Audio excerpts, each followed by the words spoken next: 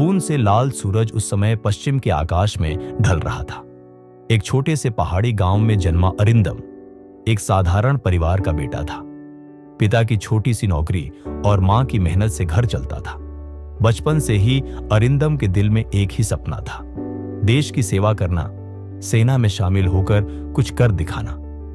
गांव के लोग उसके इस सपने पर हंसते थे। तू सेना में जाएगा? क्या यह मुमकिन है?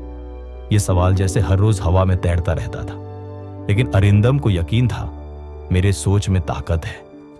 अगर मैं अपने सपने पर विश्वास रखूं तो एक दिन सफलता जरूर मिलेगी। उसने कड़ी मेहनत शुरू की।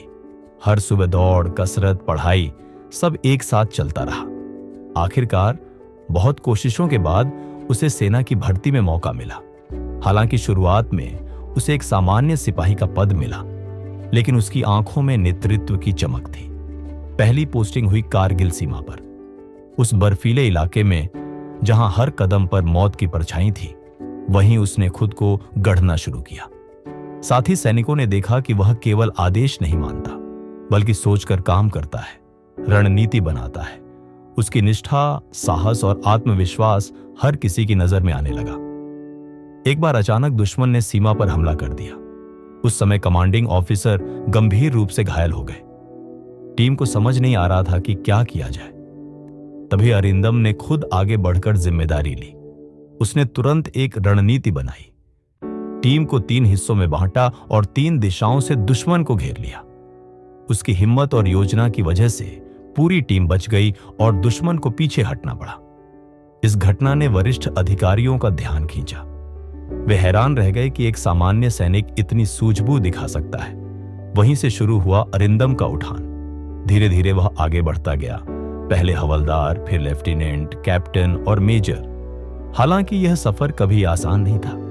कई बार वह असफल हुआ, अपमान सहा, गलत फैसले लिए, लेकिन अरिंदम ने कभी खुद पर से विश्वास नहीं खोया।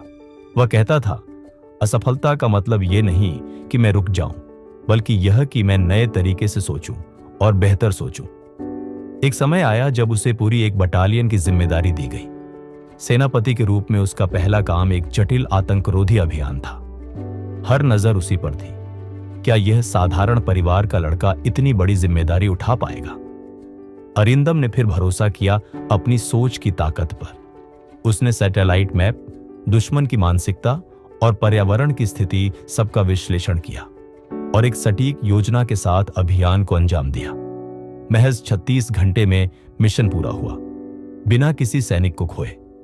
इस सफलता ने उसे सेना के सर्वोच्च पद तक पहुंचा दिया। मीडिया ने कहा, अरिंदम ने सिर्फ हिम्मत से नहीं, बुद्धि से जीत हासिल की है। वह हजारों साधारण युवाओं के लिए प्रेरणा बन गया। एक दिन एक कार्यक्रम में उससे पूछा गया, आपकी सफलता का राज क्या है? अरिंदम मुस्कुराकर बोला, मैं बचपन से मानता था कि मेरी सोच में ही मेरा भविष्य छिपा है। मैं सपने देखता था और उन सपनों को सच करने के लिए सोचता था, कोशिश करता था। मुश्किलें आईं, गलतियां हुईं, पर मैं रुका नहीं। मैंने हमेशा खुद पर विश्वास रखा। पूरा हॉल तालियों से गूंज उठा। हजारों सैनिक खड़े होकर सलामी दे रहे थे उसे, जो अब उनके नेतृत्व में देश की सेवा कर रहा था। यह कहानी हमें सिखाती है कि जन्म, पद या स्थिति महत्वपूर्ण नहीं होती।